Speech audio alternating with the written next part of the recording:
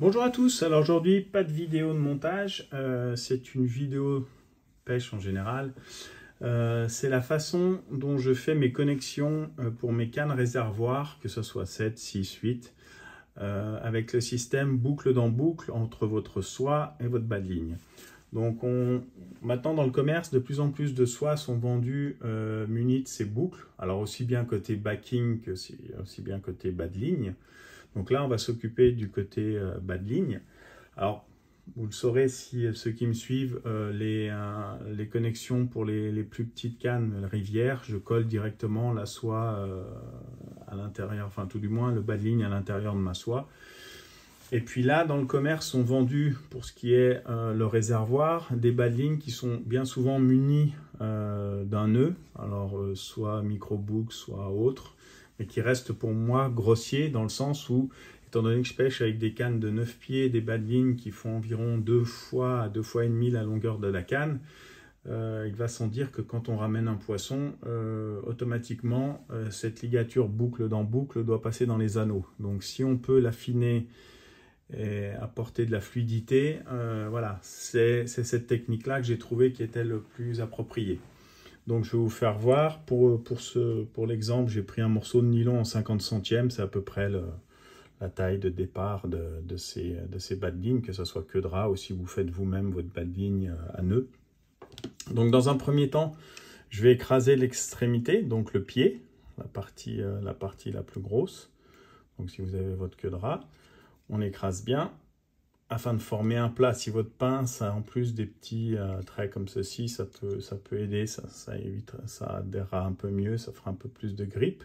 On se cale ensuite 1 cm plus loin, c'est-à-dire que je laisse une partie lisse et je répète l'opération. D'accord? Donc comme ça, j'ai deux parties plates qui vont être superposées. On peut, si on le souhaite, mettre un petit coup de briquet sur l'extrémité pour juste faire une petite butée, mais vraiment légère. Voilà, à peine perceptible. Je vous la ferai voir par la suite, je vais zoomer.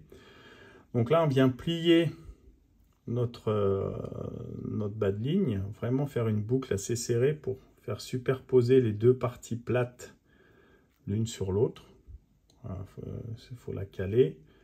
On pince bien afin de pouvoir placer ceci à l'intérieur des mâchoires de l'étau. Voilà. Non, c'est pas assez pincé. Le fait de pincer va faire que vos deux parties seront très proches, ce qui facilitera la mise en place, voilà, comme ceci de la ligature. Je vais zoomer pour cette opération, pardon du changement. Voilà, ça vous permettra de bien voir la petite butée. Voilà. Donc là, on va placer maintenant une goutte de cyano. Donc entre les deux, normalement, elle devrait se positionner toute seule. Voilà. Comme ceci. Et puis là, je vais utiliser, alors moi, j'utilise du Stomac, ce fil plat, voilà, en orange fluo. Alors, orange fluo, oui et non. C'est marrant, de temps en temps, elle monte dessus, donc c'est rigolo. Mais voilà. Donc là, on fait une ligature. Alors moi, j'ai fait, voilà, pour vous faire l'exemple, j'ai pris un brin que j'ai coupé, mais essayez de tout le temps tendre votre bas de ligne ou votre brin de nylon en 50 centièmes, ça vous évitera de vous emmêler, ben voilà, comme ceci, même là, avec. Donc, ce qui est un peu pénible à la longue, parce qu'il faut faire quand même pas mal d'enroulement. Donc la seule chose, on va dire, importante de cette technique, c'est de bien nourrir la ligature avec de la cyano. Alors, de temps en temps, vous remettez une petite goutte. Et puis vous poursuivez. Là, le fil, c'est... Voilà. Donc on va poursuivre. Étant donné qu'on a fait cette butée, pour ma part, sur beaucoup de soie, je ne l'ai pas fait.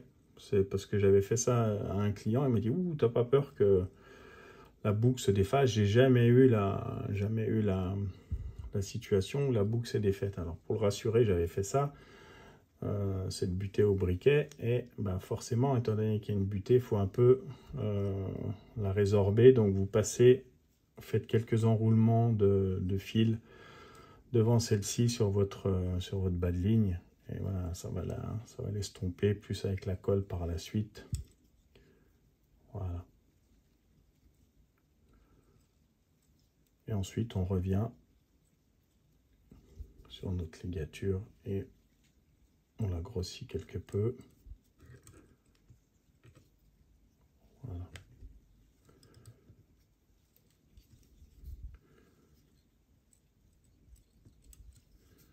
C'est un peu fastidieux, mais en tout cas, j'ai jamais eu de problème. Vous pouvez y aller, vous pouvez tirer dessus, vous pouvez faire tout ce que vous voulez, ça tient super bien. Donc voilà, là on vient couper l'excédent de fil. On va juste placer une autre goutte de cyano pour bien nourrir tout ça, et devant et sur le gros de la ligature.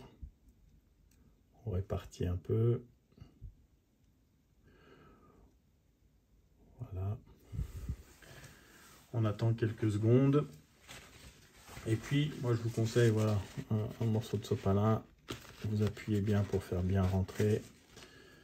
On vient couper au cutter.